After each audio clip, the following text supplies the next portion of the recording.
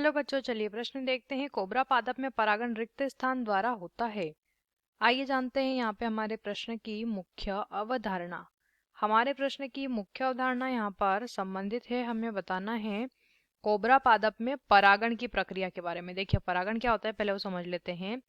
किसी किसी पादप के किसी पादप के पराग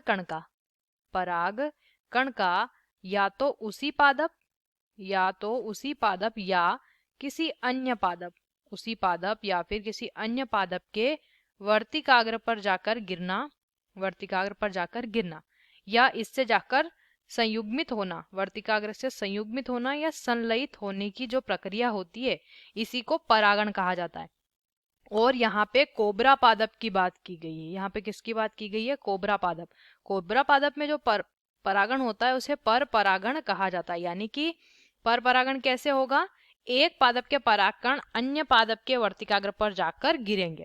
तो ये कोबरा पादप में जो पर परागण की प्रक्रिया होती है संपन्न कराई जाती है घोंघे की मदद से।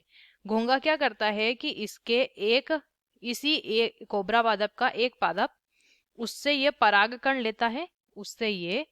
परागकण लेता है और इन्हें ले जाकर अन्य उसी जाति के यानी कि कोबरा पादप के ही अन्य पादप पर जाकर उसके वर्तिकाग्र तक इन परागकणों को ले जाता है। और यहाँ पे फिर क्या संपन्न होता है? परागण संपन्न होता है।